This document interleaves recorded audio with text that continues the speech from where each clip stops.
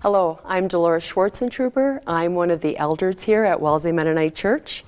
I am here with Matthew Isert Bender of Interfaith Counselling. Matthew, if you could tell us a little bit about yourself. Yes, gladly do that. It's great to be here. I am at Interfaith Counselling Center in Hamburg. I'm in the Interim Executive Director role, which I guess I began in April, and have been connected with Interfaith since 2003 in a counseling role there, and also in the local community was a pastor from 2001 to 2018 in a local Mennonite church south in Hamburg. So yeah, this Wilmot, Wellesley area from 2001 on has been where I've been fortunate to live and work, and yeah. Welcome here. So Matthew, we're in the midst of COVID-19. Mm-hmm. We know some things about it. We know wash your hands, physical distancing, stay home if you're ill, wear a mask. But what about all the unknowns? How do we live with these? I heard a song today by REO Speedwagon, Roll with the Changes. And the chorus retells over and over, roll, roll, roll with the changes. So easy in theory, and yet many of us who walk in positivity have found ourselves disabled at times with anxiety. We hear many stories. You know, here we are in the lazy, hazy days of summer just about to start, and yet how do we live into that? How do we feel about that? We hear many stories of anxiety of all ages. Stories of young parents trying to juggle their work from home while homeschooling, you know, keeping children separate from their playmates. The list goes on and on. People feeling sandwiched between young children and their parents. On top of this, we hear public health saying things like second wave. How do we live into these unknowns? So this is why you're with us today is so important. What would you speak to with the anxieties that we are finding ourselves in?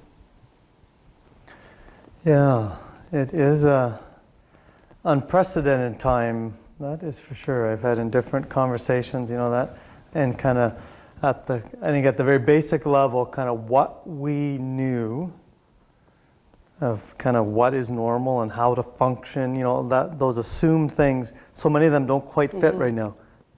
You know, you're not quite sure how to go into the grocery store and buy groceries.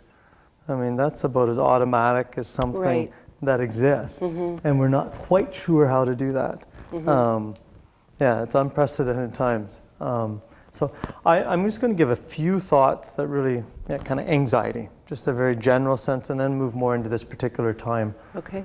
You know, we all feel nervous or worried or stressed at times, right? That's kind of normal. And anxiety at that basic level, when we kind of are on edge, kind of motivates us, right? Or it can warn us of danger. The basic fight-flight system within us, where the amygdala gets triggered,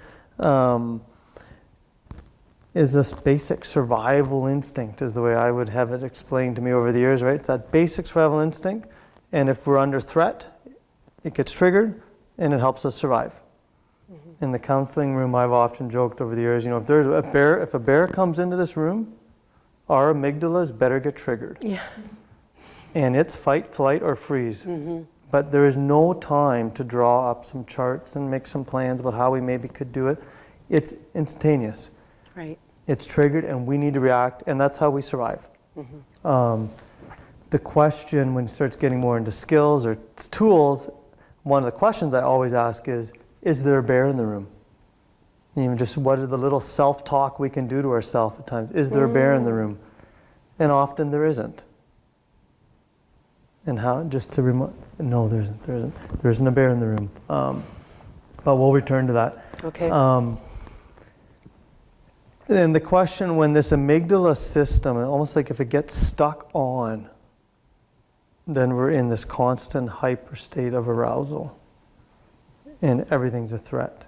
And when we think of our kind of, what does that look like? That's the thoughts are racing in our head, kind of our vision kind of really blurs, or it really gets even, it's hyper-focused.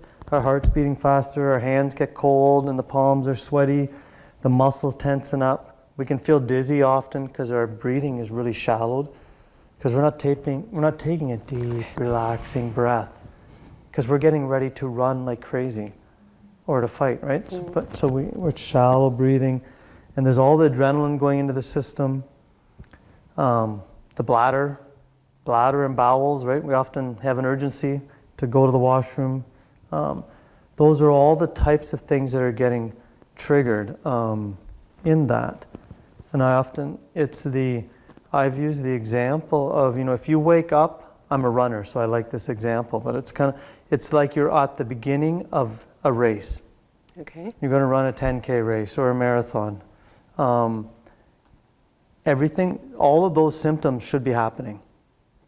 Okay. But if you wake up at 2:30 in the morning, and your mind is racing like that, and you got to go to the bathroom, and you've already been to the bathroom 3 times in the last 4 hours, that's anxiety. Right. And there is no bear in the room. And that can become quite a chronic thing for us, and be really debilitating and hard on that amount of adrenaline constantly in the system is hard on our physical health as well. And the 1 in 5 deal with mental illness is a typical stat. Up to 12% deal with anxiety at any given time.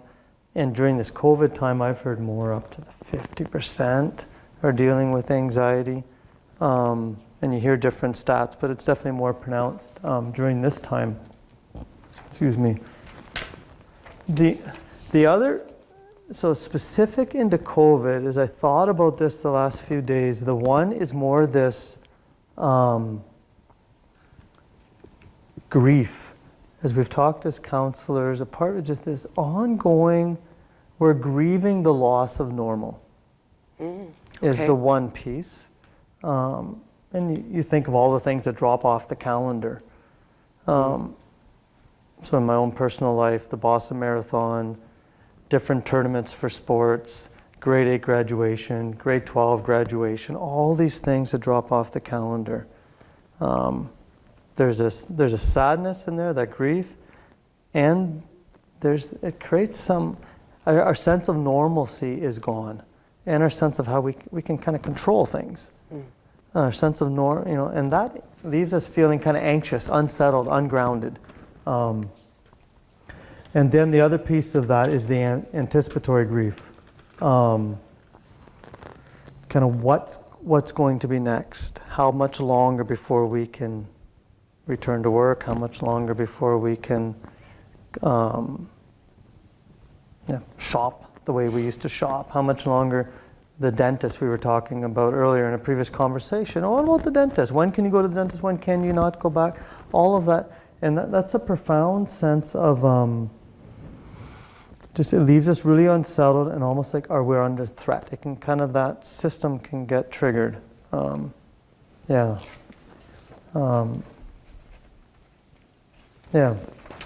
there's a sense of we're in a period, I think, of loss, much change, and it's leaving us this sense of grief, and that leads, part of that is our kind of that anxiety response.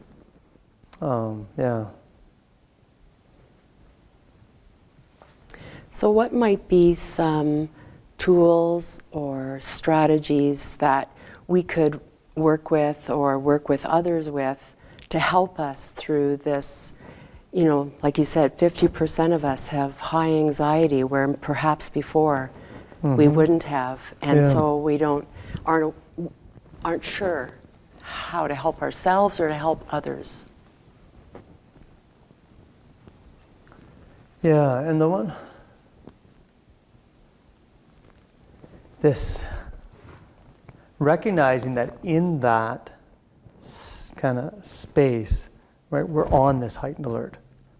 Right, so how do we kind of slow it down and kind of get a good sense of what is the danger and what can I do? How can I respond, right? At that very basic level. Is it also like just identifying it in yourself? Like, Yeah. Yeah, the one phrase I often like around anxiety is that what we deal with, we overestimate. It's an overestimation of the danger and an underestimation of our ability to cope or of our strength. okay. And that is one, just like, there's a variety of therapeutic kind of strategies one can do in a specific way to kind of to work with it. But that general is, how do we get a real good, honest sense of the danger and my coping abilities? And part of the challenge in COVID is we're all struggling to get a good handle on what is the realistic danger. Right. I mean, I think so that is part of it. It's harder when it's in a state of anxiety. We often overestimate the danger, right? And then we feel like there's a bear in the room, and there isn't a bear in the room. But in COVID, it's kind of exactly what is the bear? How close is the bear? It's not really clear. Because it almost feels like the bear, the COVID. Is in the room at some, and some of it Right. is.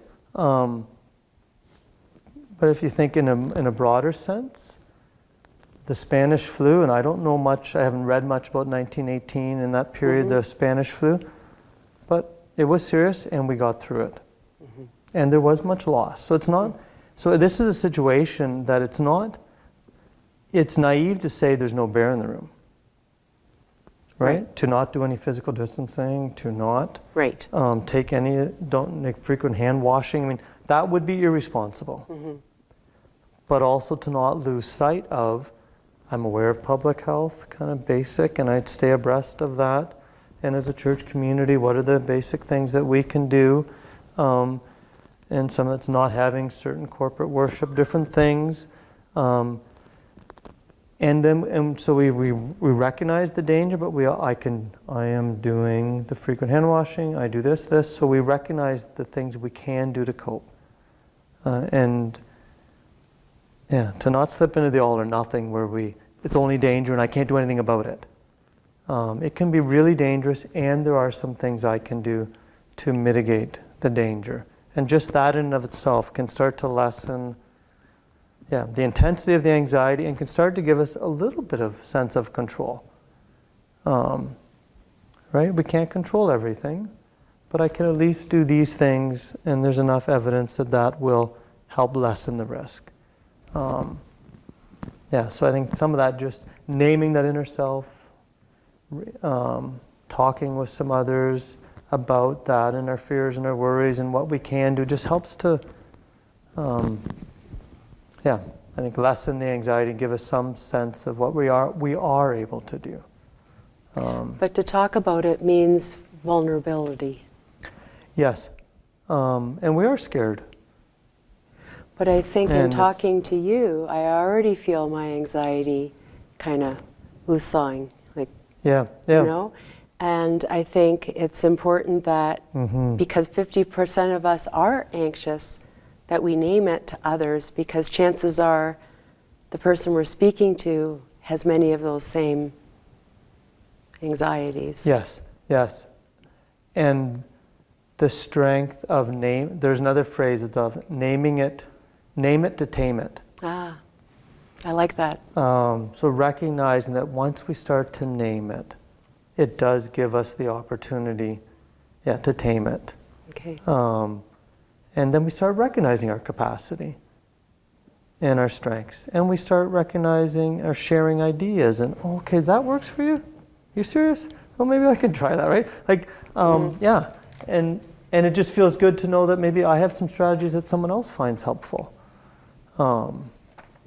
Okay. The other some of the very basics when you start thinking of anxiety management, it's just healthy activities, from eating, and to going for a walk. These healthy activities, these healthy habits, and on one level they're fairly simple. But simple things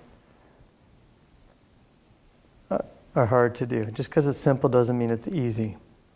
The encouraging piece is they are simple things, so they're attainable for all of us. And but those things we have control on. Yeah, and we have control over many of those. And how powerful that is to recognize that. Now, to put it into habit and consistent practice of it, that can be really hard. Yeah. Especially in a state of anxiety. When just sitting and disciplining ourselves for some deep breathing. In a faith context, you can work prayer into that and different meditation. But simple, but it can be hard to do, especially if our body is triggering you're under attack. The very thing you're trying to do is what the body's telling you not to do. But the practicing of it can help to slow down the amygdala and start to, okay, I am safe.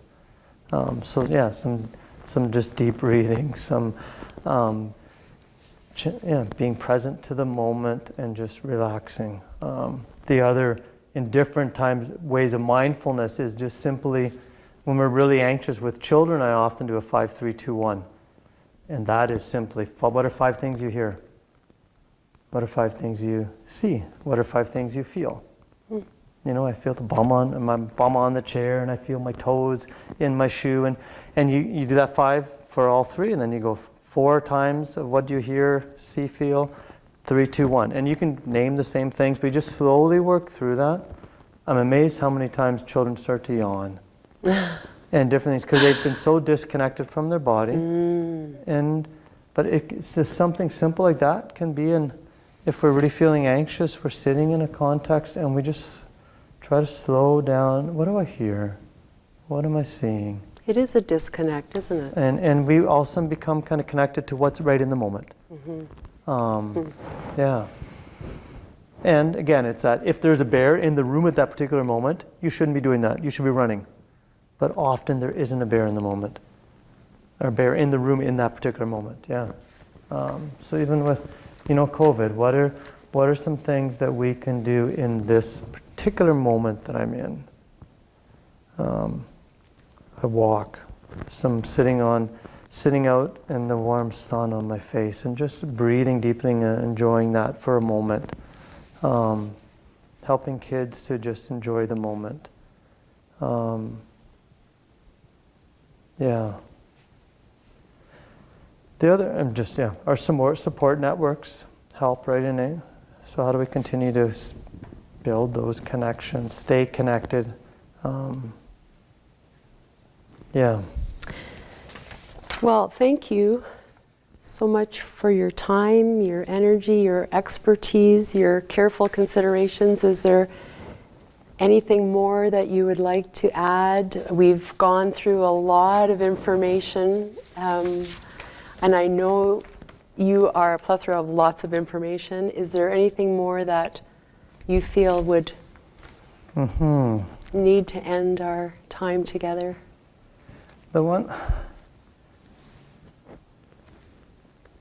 I just recently finished reading a book by Jim Collins. So it's a leadership book and good to great.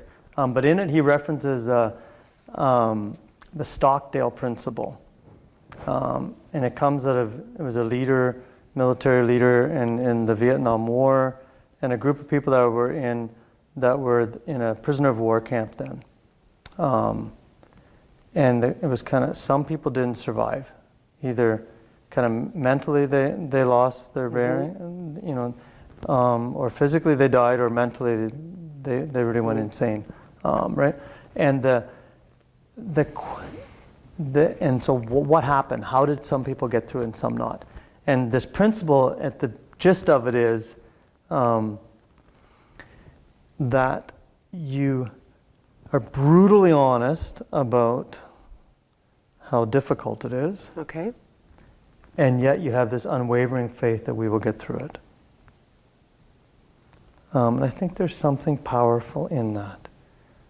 This COVID time is hard. There are so many things that we've lost, so much exciting activities that aren't happening, and a profound sense of how much I don't control my life as much as maybe I had thought I had. That's hard. So that's significant, the impacts on us, and yet we will get through it. the same public health research that's telling us to wash your hands and stuff is also referencing viruses have certain predictability. We're still figuring out exactly which kind of virus it is, but viruses have certain predictability. That's what all their modeling is based on. And the 1918, it's also a part. So there is some predictability of patterns that we will get through it. So how to hold that hope, and then and you said the vulnerability, and then to be just honest about how hard it is, and to not shy away from that, the name it to tame it, all of that, to just, and it was those people who were able to do that got through it, as opposed to it's not really that hard, and in a week it'll be past, and then we'll be done with it. Those people struggled more. Yeah. So when I was driving here, I thought of the 2 Corinthians, and I looked it up. Just this: we are afflicted in every way, but not crushed; perplexed, but not driven to despair; persecuted, but not forsaken; struck down, but not destroyed. So we do not lose heart. And there's something in that 2 Corinthians chapter 4, and that text, I think, which is building on the Stockdale principle, that idea of, so I think there's something to that. How do we have unwavering faith that we'll get through this, and yet find ways to be honest about how difficult it is? And be there for one another, too. And then bring others around us in that, and not carry it alone, but share that honesty and the struggle with each other. Bring it to others, bring it to God. Yeah. Okay, thank you so much. And we will get through this. We will get through this. Name it to tame it, all those great things, bringing it to God. Maybe having that Corinthians passage close by that you read and reread. Remembering that God is with us. So thank you so much for being with us today. It's been wonderful. Thank you.